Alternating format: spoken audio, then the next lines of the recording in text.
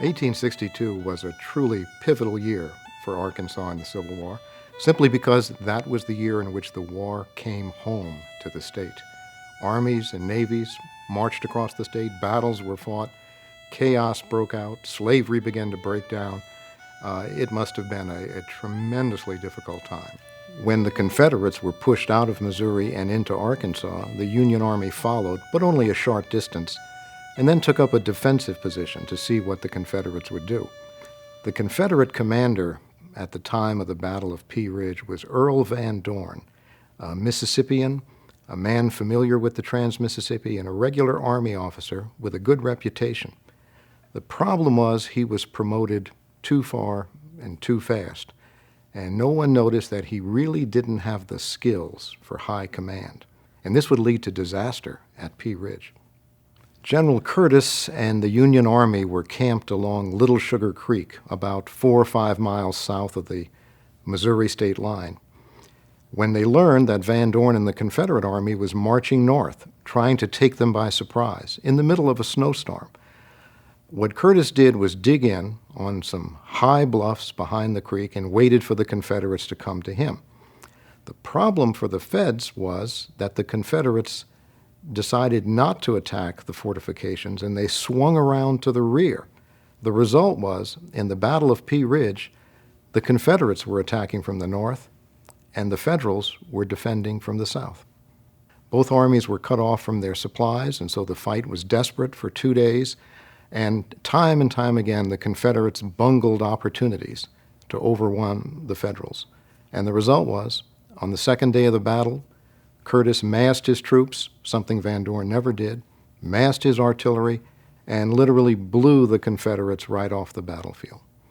The Confederates had about a 3-2 advantage in numbers at Pea Ridge.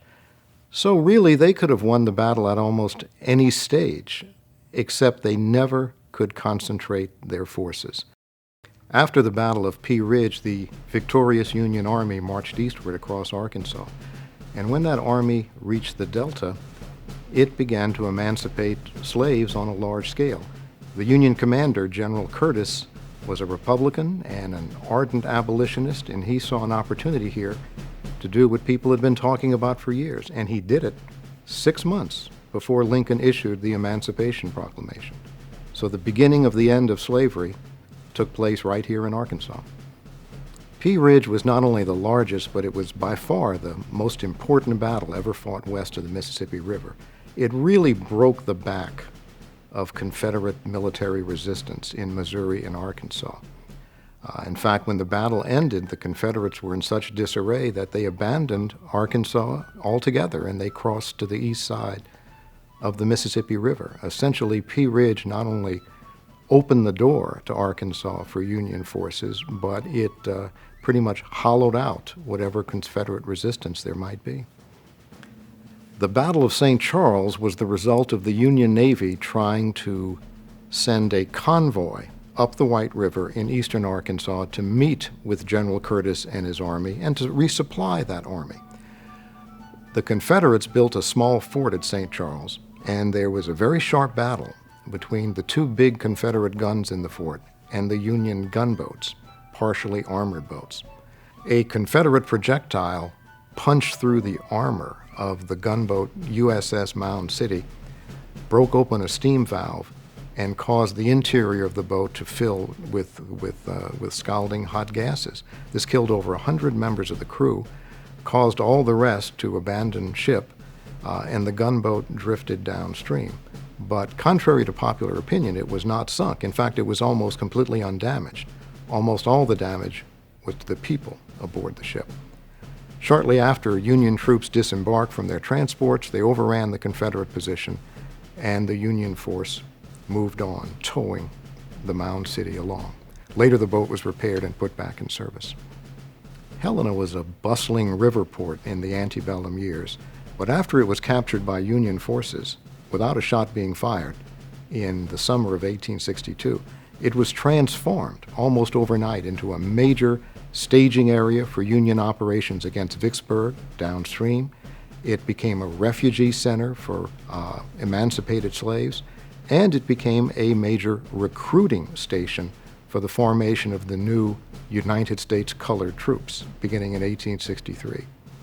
Thomas Hindman comes into Arkansas in the late spring, early summer of 1862. He's really faced with a disaster. All the troops have been transferred east of the river.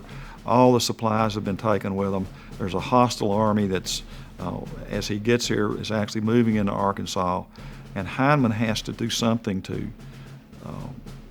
build an army, basically, from the ground up. And not only to build an army, he has to build the logistical system. He has to build factories to make weapons, to manufacture gunpowder, to create basically an army.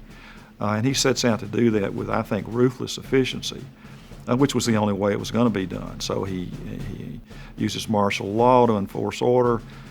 He shanghais Texas troops that are really headed for the Eastern Theater, but he just keeps them, he commandeers them. He begins to gather up arms and ammunition from all around the state, and really by force creates an army.